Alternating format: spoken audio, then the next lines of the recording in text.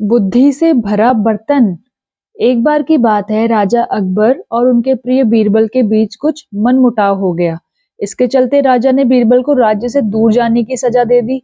इस परिस्थिति में भी बीरबल ने हार ना मानी और उन्होंने अन्य गांव जाकर वेश बदलकर खेती करना शुरू किया। अब वह एक किसान के रूप में अपना जीवन गुजारने लगे। शुरू में तो राजा अकबर के लिए सब कुछ सामान्य सा था, लेकिन कुछ ही दिन बीते थे कि बादशाह को अपनी गलती का एहसास होने लगा। वह अपनी दैनिक दिनचर्या में बीरबल को याद करने लगे थे।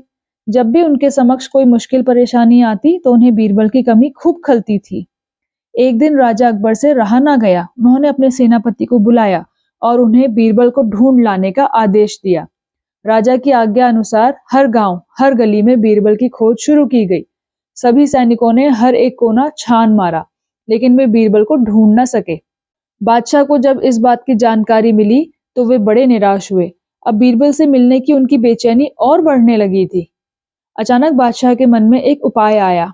उन्होंने आदेश दिया कि सभी गांवों के मुखिया को संदेश भेजा जाए कि उन सभी को एक बर्तन के अंदर बुद्धि डालकर राजा को भेजना होगा। जो भी इस आदेश को पूरा नहीं करेगा उसे इसके बदले एक बर्तन में हीरे जवाहरात भरकर राजा को देने पड़ेंगे।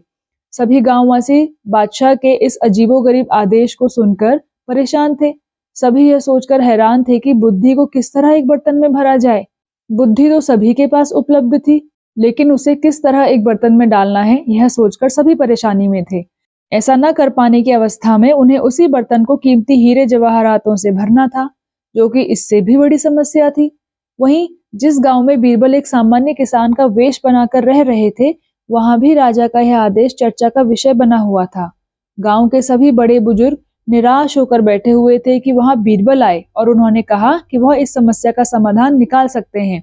पहले तो किसी को भी इस बात का यकीन नहीं हुआ, लेकिन उनके पास बीरबल पर विश्वास करने के अलावा और कोई रास्ता नहीं था।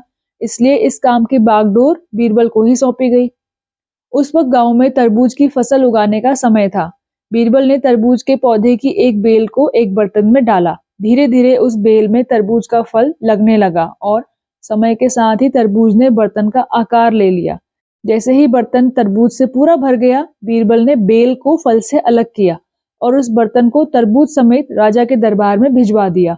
साथ में यह संदेश भी भेजा कि उस बर्तन के अंदर बुद्धि भरी है और बादशाह को बर्तन को बिना तोड़े ही बुद्धि को निकालना होगा। जैसे ही बादशाह ने तरबूज से भरा हुआ बर्तन देखा और उसे निकालने की शर्त सुनी तो उन्हें यकीन हो गया कि ऐसा विचार केवल बीरबल का ही हो सकता है। उन्होंने जल्दी से अपना घोड़ा मंगवाया और बीरबल को अपने साथ वापस लाने के लिए गांव की ओर चल दिए।